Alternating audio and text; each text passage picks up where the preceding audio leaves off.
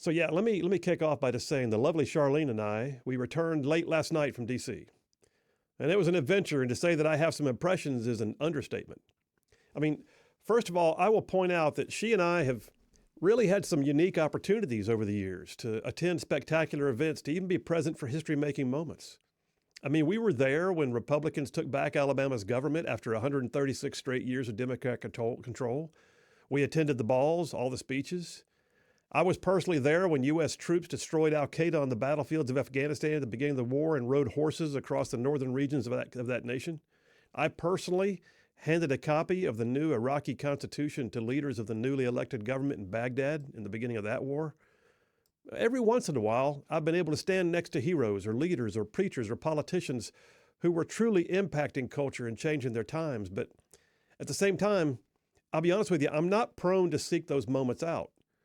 They typically just involved being in the right place at the right time for the right reasons with the right people. But these past few days were something that I wanted to seek out. I wanted to be there. Charlene and I both. We wanted to be, like so many thousands of others, to just be in the nation's capital and actually watch history unfold. So we went, and it did not disappoint.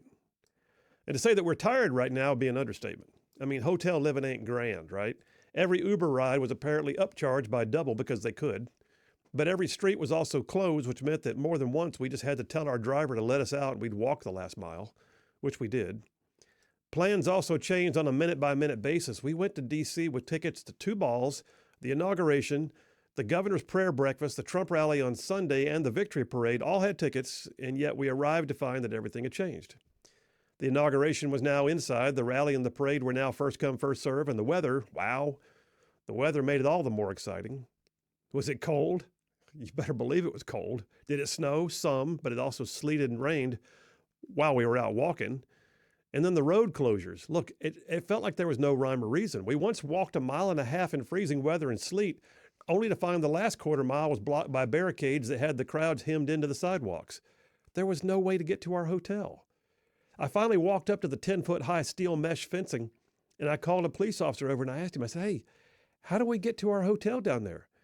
He looked around and he goes, okay, you didn't hear this from me, but go back the way you came for a block. Yeah. He says there's about to barricade that intersection, but before they do, just step out in the road and walk with the cars. So we did. Just acted like we owned the place and walked in the traffic lines and made it back to the room and watched the rally on TV.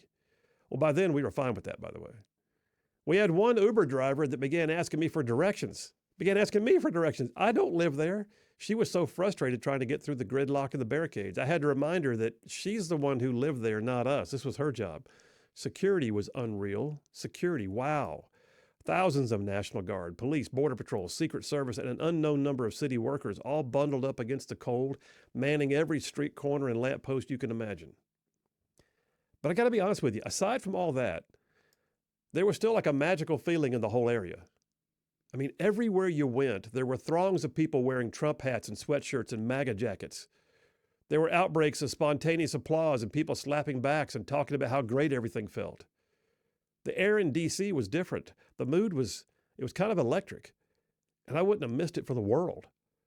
And in the middle of it all, there were some key memories that would not have been there had we not gone there. I mean, we dressed in all of our finery. We went to mingle with crowds at formal balls and enjoyed being among folks who were, like us, just glad to be present.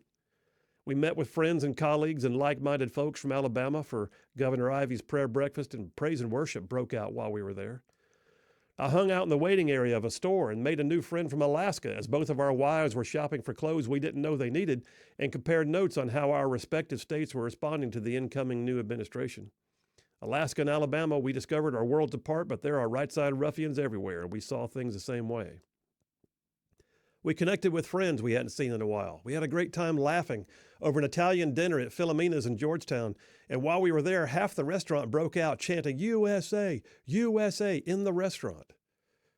We were invited to go to the office of Congressman Robert Adderholt to a watch party for the inauguration itself, and wound up being one of the best moments of the trip as folks all stood and sat and sprawled out on his floor just to watch the swearing in of the new administration.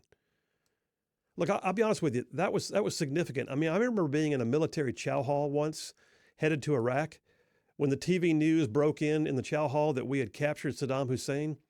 And that moment in the chow hall when the crowd erupted then, that was the only time in my memory that beats the mood and the spontaneous joy that I saw the other day in the congressman's office. I mean, it was almost an emotional event as all of us in the room hung on every word of Trump's oath of office until the Chief Justice finally said, "Congratulations, Mr. President." And the room just started cheering and laughter and high fives and handshakes. Charlene and I, we hung around afterward and talked with folks and then realized that right outside the window of the congressman's office, where I was standing, was the Marine One helicopter that was spooling up to take Biden away. To take Biden away. Let that sink in. So I filmed it from my perfect vantage point as Marine One, which was technically not Marine One then. It was on loan from the new president. Lifted off and flew past the American flag and around the dome of the Capitol while I caught the moment on camera. It was like the bad dream coming to a fitting end. Like Scripture says, you will look for them and they will not be found. Yes, indeed. But the most significant thing for me, though, out of all of it, was standing there in the congressman's office listening to Trump deliver his acceptance speech. And y'all, he nailed it. I know most of y'all saw it. He delivered a speech for the ages as I stood there among other like-minded folks in the congressman's office, and it was so good I had to start taking notes. I've got a whole section in my phone filled up with notes. The points that flowed out in that one speech were everything we've been looking for. He promised God, country, family, and common sense were all coming back.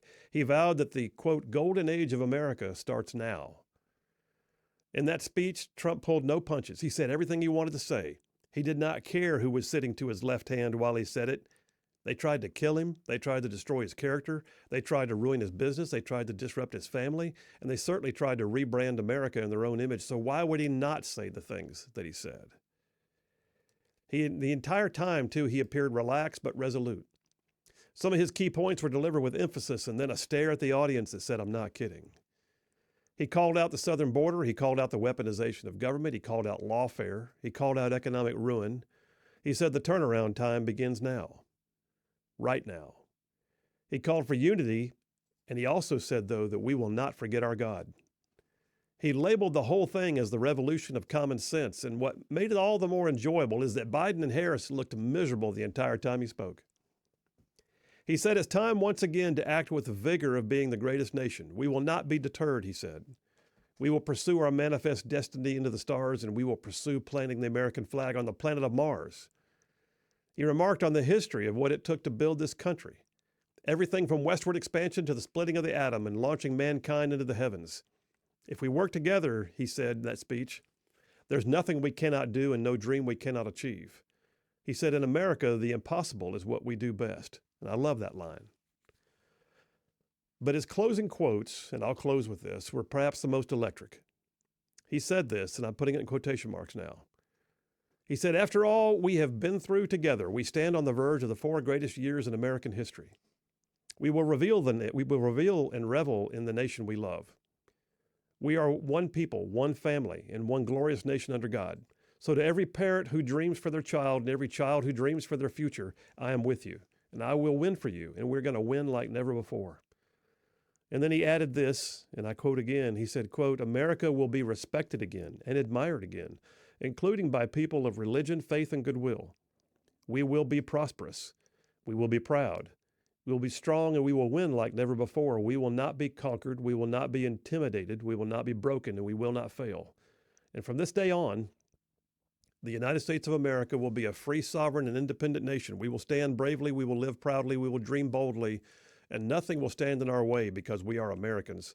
The future is ours, and a golden age has just begun. So yeah, am I tired today? Darn right, I need a vacation. Am I glad I went? Darn right, I'd do it again. Y'all, this was history. It was history, my friends. This was real history. And we are smack dab in the middle of it. So bring on the golden age of America. Let's do this, I say. And that's a wrap for the Rightside Way.